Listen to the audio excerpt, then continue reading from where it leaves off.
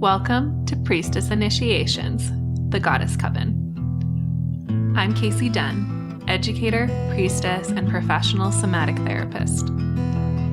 In April 2025, I went through a priestess initiation of old and launched the Priestess Initiations podcast 6 months later. Whatever brought you here today, I invite you to drop into the spiral with me. Let's begin. Welcome back to Priestess Initiations.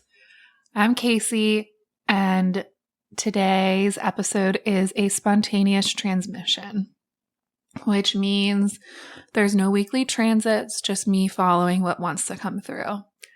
It also means, as usual with these spontaneous transmissions, that this episode has been arriving in real time. Last night, and actually through this morning, it's snowing in Colorado today, and I found some inspiration in that.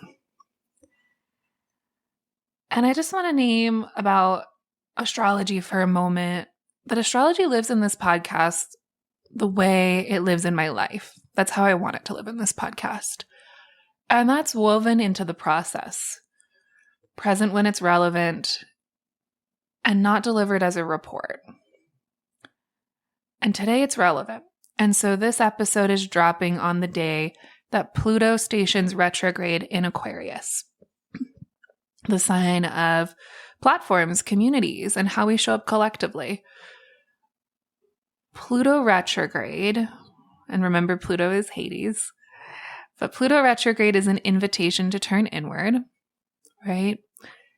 To view our shadow, to really look. Pluto's already shadow work. Retrograde always means turning inward. And so this is asking us to review, to cleanse before the next forward movement. The cosmos is doing publicly what I'm doing personally today. And so what wants to come through today is something I've been sitting with for a while. And I didn't get a lot of clarity. Right? If you remember, over the last few weeks, we just started getting clarity. So I just started getting some clarity of this over the last few weeks. And it's something that's been quietly reshaping itself behind the scenes, and something I want to talk about directly. And so you might have noticed that the subtitle changed of the show. Priestess Initiations, the Goddess Coven, becomes Priestess Initiations, where psychology meets sacred. The podcast name, Priestess Initiations, was already right. And now the subtitle is shifting as I shift. And so as you started this episode, you might have noticed that the intro music is still the same. That's my dad's work, and it's staying until he and I have time to rework it together, which will happen. But for now, you're getting the same gorgeous music, new official subtitle. And before I explain any of my reasoning, I want to just name that there's grief in this. Real grief. Letting go of the word coven, even just in a subtitle, even when it's the right thing, that means something.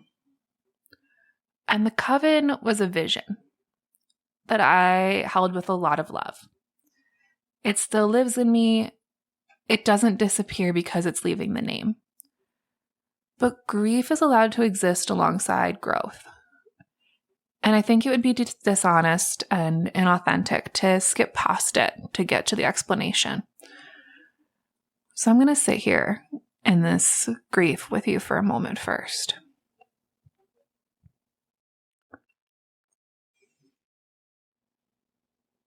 In the grief, I notice fear of perception, fear of the potential of losing followers, and also losing followers matters less to me than showing up as my whole self. Letting go of the word coven and this idea of the goddess coven doesn't change who I am. It doesn't change who listens to this podcast. It doesn't change my witchiness. I'm not hiding. I'm not shying away from the word witch. You are going to hear me talk about the witch wound in this episode, I'm sure, and in many others to come. But I'm in a place where I needed to talk about where I actually am in life. And that leads to why I can't build community right now. And the honesty of that. And I do want people to feel like they belong here. That is still true, and it hasn't changed.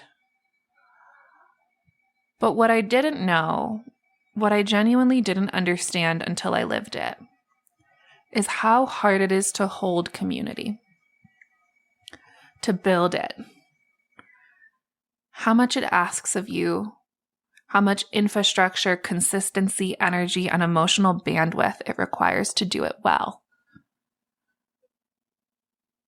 I found out by burning myself out trying, and that's not failure, that's information.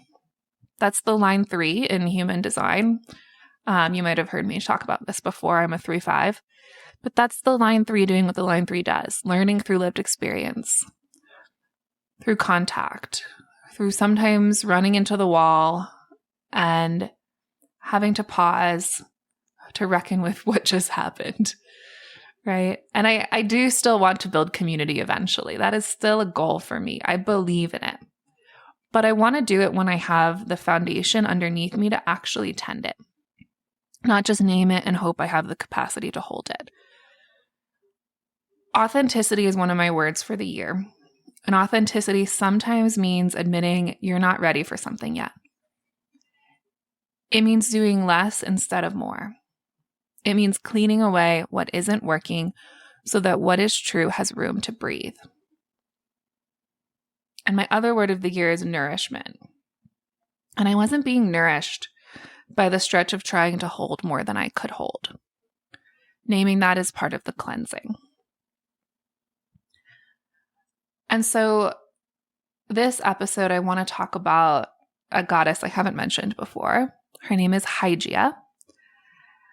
And I've been feeling pulled toward Hygieia over the last few weeks, more strongly than I have in a while.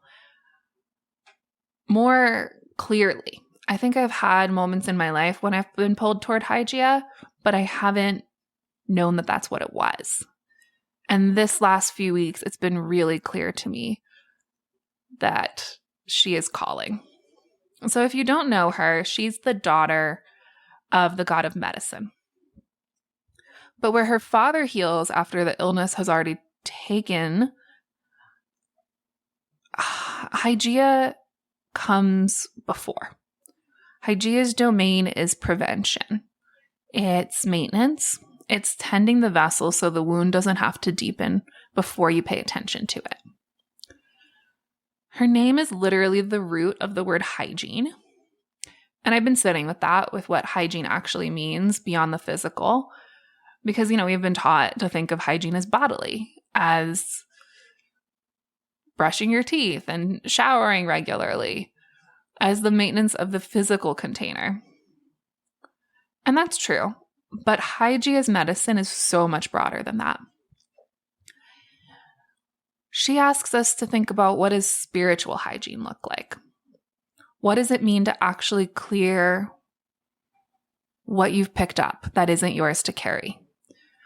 Maybe it was in a session with a client, a difficult conversation. Maybe something stuck to you when you were scrolling through the news or social media. Something that kind of, you can picture it like dirt getting on you in a day that took more than it gave. And so Hygieia is asking, what does it mean to tend your energetic body with the same consistency and care that you tend your physical one? Not as a dramatic ritual of purification. Yes, you can sage and smudge your whole house. Don't use white sage, it's protected.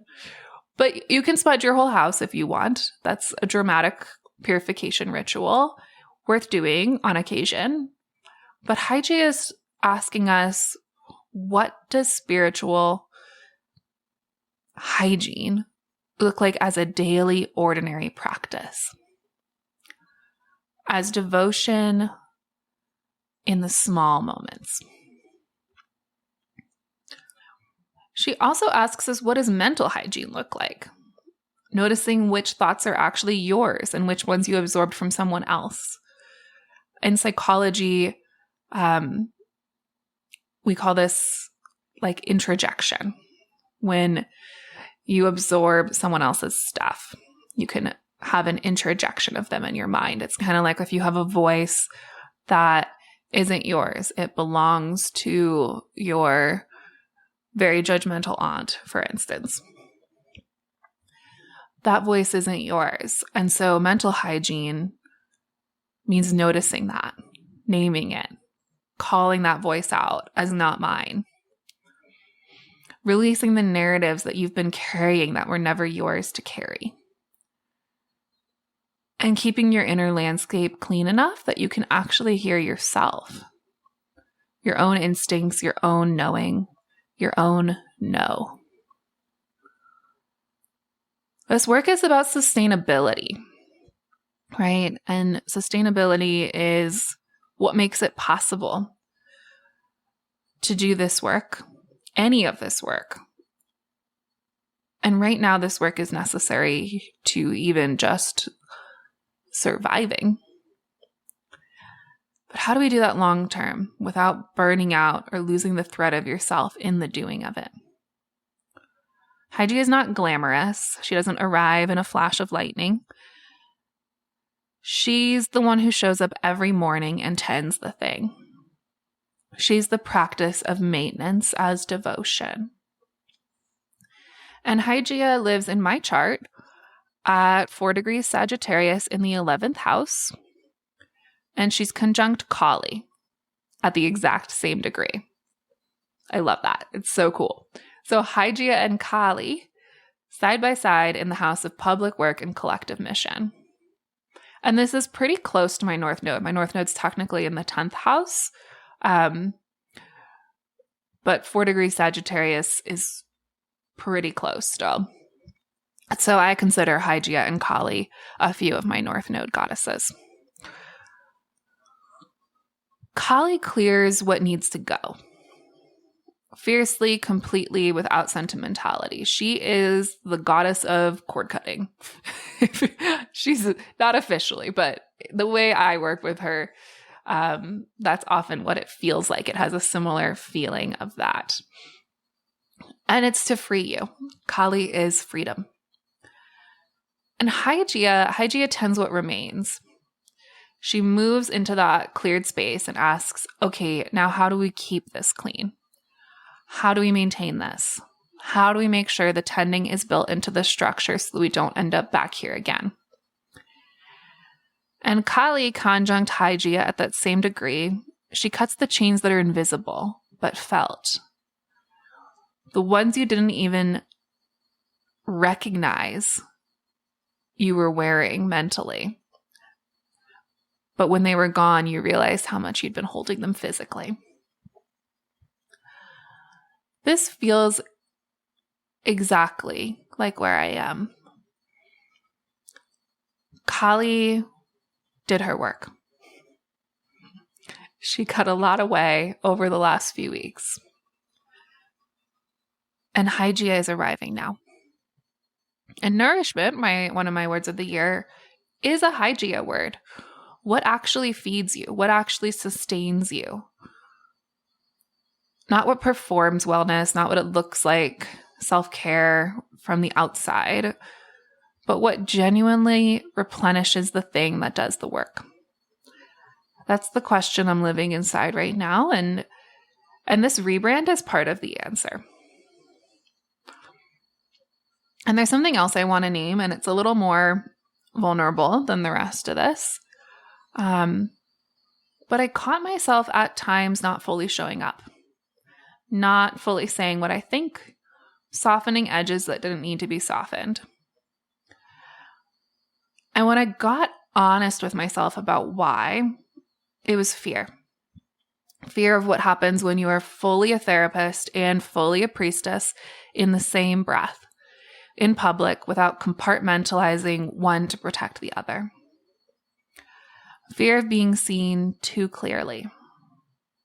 Fear of the professional consequences of being a witch. Fear of what gets projected onto you when you don't fit neatly into a category. And that fear has a name.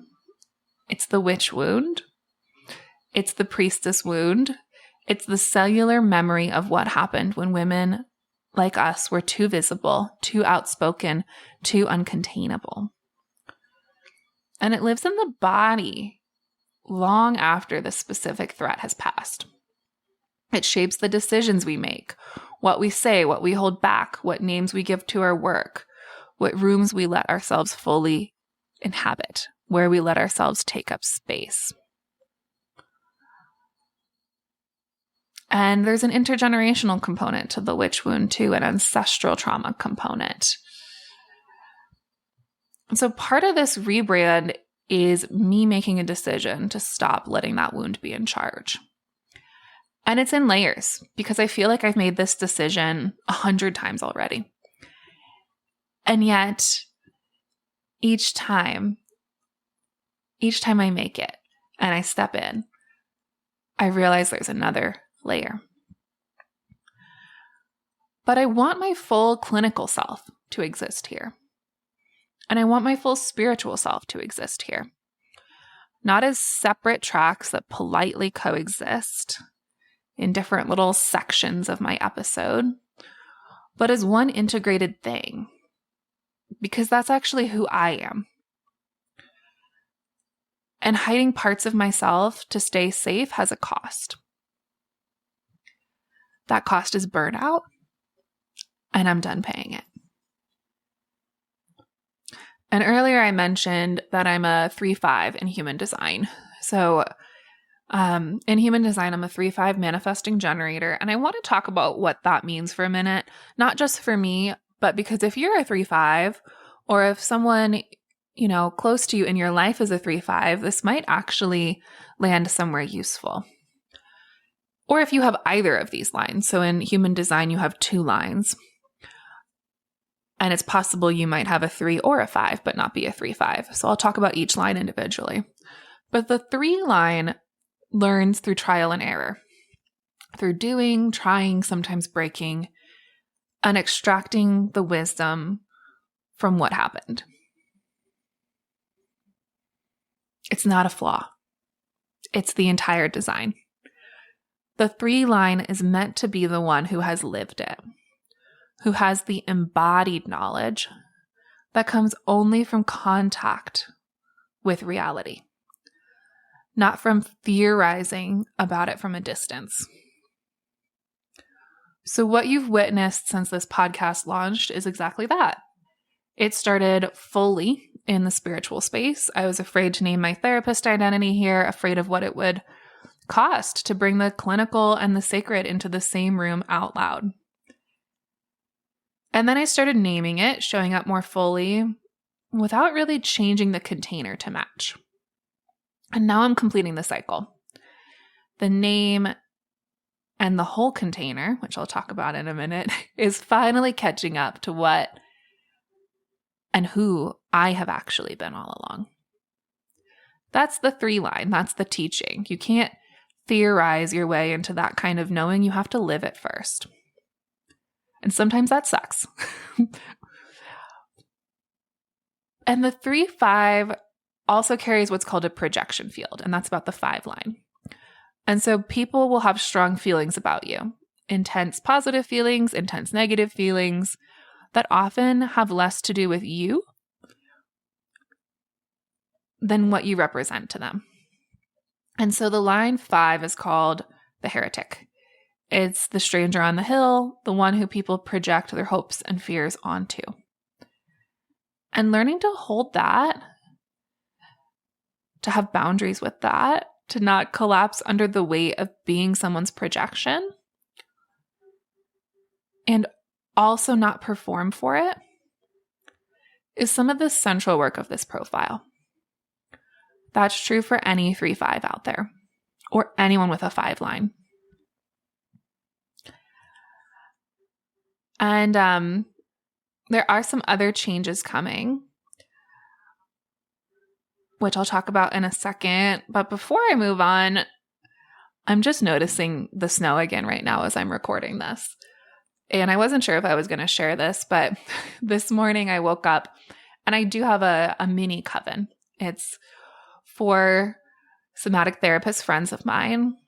And we went to grad school together, and we're all a little witchy in very different ways. And I was watching the snow this morning, and I just wanted to write a poem for them. And so I did. And it doesn't have a title because the title was a snowflake emoji. But I posted it on Substack for y'all just now. I shouldn't be multitasking. But I'll read it for you. It says, "Snow falls in cozy blankets upon our laps, where tea in hand we breathe steam, releasing like a kettle who's finally off the stovetop. Old patterns dissolve. A reason to tend our inner nest, nature's cleansing of overgrown self-extension. Snow falls. In a final moment of turning inward. A reason to rest is always within our truth, no matter the season. Nourishment dawns on the horizon, unseen through the layers of snow, audible in the silence."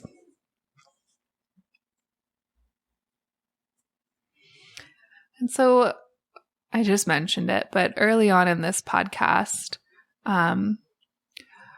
for those of you who were here from the beginning, I talked about why I'm not on social media. There's the dopamine loop, the endless scroll, the way that short form video content, that's Reels, aka Reels, is engineered to be addictive rather than nourishing, even if it's talking about nourishment. And so Patreon, I'm moving off Patreon onto Substack. And at the beginning of last week, Patreon let me know that they recently launched a feature called Quips. And when I encountered it, I felt the same energy I feel when I think about Reels and Shorts. That same pull towards something that moves fast and hooks, rather than something that goes deep and lands. And Patreon's trying to do it differently. They're trying to support their creators, and I respect that. I respect them trying to support independent creators. They've built something real, and I have real gratitude for the time I spent there. But it's not where I'm going. I'm a writer. I'm an artist. And Substack feels like a place that was more built for people like me. For long-form thought, for essays that take their time, for content that you sit with rather than scroll past. And so Patreon is moving to Substack. My Patreon was unpublished last week, meaning new people weren't able to find it. And some of you might have noticed that. Substack I launched a few weeks ago, but you'll notice older posts in there, which are from me importing my old therapist blog. And so I want to name what Priestess Initiations actually is at this point. I'm getting off track again. But Priestess Initiations is more than a podcast. So what was the Goddess Coven LLC is now doing business as, and I do have a DBA, Priestess Initiations. I was working on this last week. And Priestess Initiations is my spiritual psychoeducation platform. And I don't know if that's already a term or not, but it's what feels the most authentic to me, spiritual psychoeducation. It's not a therapy practice that lives separately. And it's not a religious organization, and that's part of the name change, is there was some confusion in that. Priestess Initiations is a platform where psychology and the sacred get to exist together without apologizing for either.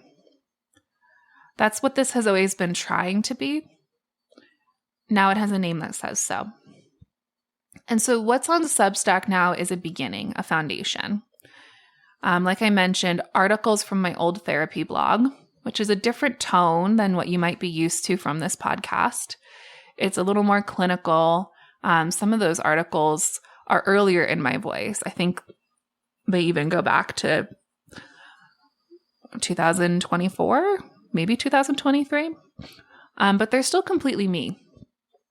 And those articles are free to anyone who finds their way there. They're psychoeducational, feminist, archetypal, the kind of content that exists because I believe people deserve access to this framework regardless of whether or not they can pay for it. And there is a subscriber option on Substack, and subscriber content will grow over time. Things like Wheel of the Year posts. If you liked last week's episode on Beltane, combining Beltane with the window of tolerance for joy, that's the kind of stuff I'm excited to write about. There might still be ritual practice because this is when the astrology calls for it, and occasional bonus content from the podcast. I'm not going to promise you a posting schedule because this is a living thing and I'm tending it as I go. What I can promise is that what ends up there will be real, and it'll be mine, and it'll be worth your time. And astrology is still a part of this, but these episodes are also meant to be evergreen. And I want someone to find this episode years from now in the middle of their own witch wound reckoning and have it still land completely. So you might notice that I'm being a little more intentional moving forward about when the transits are central to the teaching and when the teaching can stand on its own. But Pluto retrograde in Aquarius is, in philosophy terms, the macrocosm reflecting the microcosm. Pluto stationed retrograde in Aquarius today, this morning. And Aquarius rules the collective and the question of how we organize together and what we build in public. And Pluto retrograde in any sign is an invitation to pause, go inward, and tend what's underneath before moving forward again. It's an internal review process. So it's reviewing what you thought you were building and asking whether it's actually true. That's exactly what this episode is. My personal Hygieia moment landing on the same day the collective is being asked to do the same work. The 11th house in my chart, where Hygieia and Kali live, is the Aquarian house. Community, public mission, collective contribution. So the sky and the chart and this moment are all saying the same thing. So what's staying? What's staying is the work, the podcast, the goddesses, the soma, the psychology, the sacred, the witchiness, and hopefully you. None of that's going anywhere. This is the same spiral. It's just a cleaner container. And so for our closing practice today, I want to do a little Hygieia light cleansing. And so I invite you to find a comfortable position, seated, lying down, wherever you are. Maybe get cozy, grab a blanket. Pause this if you need to. And then take a few breaths to arrive. Let your body settle.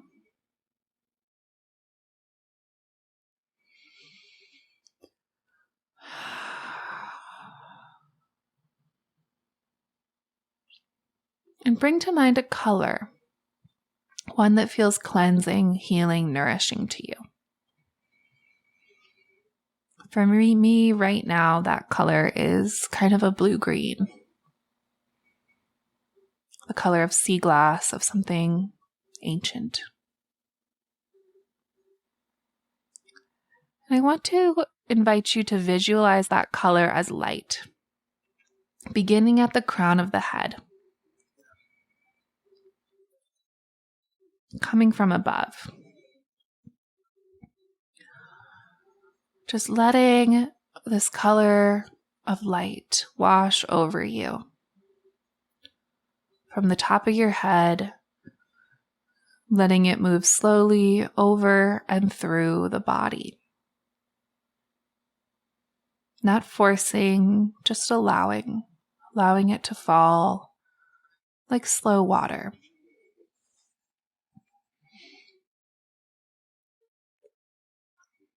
Imagining this light filling the spaces that feel heavy or tired or overdue for tending.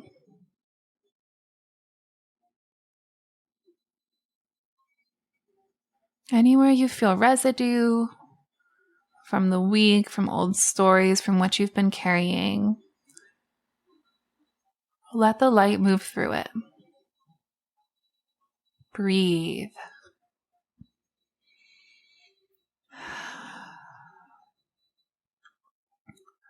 Breathe and let the light move through you steadily. The way water moves through stone over time.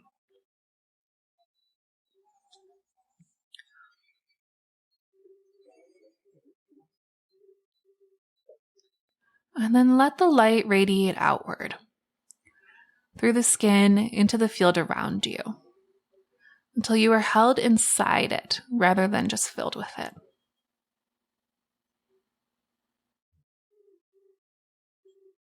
Stay as long as you need and come back slowly. This is Hygieia's medicine. Simple, daily, and in your power. Hygieia symbol is a snake and a bowl. Venom and medicine held in the same hands. The thing that could harm you and the thing that heals you are often the same substance in different doses with different intention. And I think that's true of a lot of what we do here. The witch wound and the wisdom. The grief of letting something go and the relief of finally telling the truth. The burning down tower moments and the tending of what grows back from the ashes. This is still the same work. I'm still the same priestess, still the same therapist, though not your therapist. Still the same witch. The subtitle has just caught up with the truth of that. And so if you've been here since the Goddess Coven and you're still here now, thank you, genuinely. Thank you for staying with me through the changes, through the cleansing, through the trial and error. The 3-5 path is not always a graceful one, but I wouldn't trade the knowing that comes from living it. Same spiral, cleaner container. And if this landed for you, if the psychoeducation, the archetypes, the integration of the clinical and the sacred feels like home, come find me on Substack. The link is in the show notes. Free content is there for anyone. And if you want to go deeper, subscriber content is coming for you soon. I would love to keep tending this with you there. I'll see you in the next one. Subscribe to the podcast so you don't miss an episode. Trust the spiral. This podcast offers spiritual and psychological education and priestess wisdom. This is not therapy, counseling, or mental health treatment. If you need mental health support, please contact a licensed provider. And in a mental health emergency in the U.S., call 988.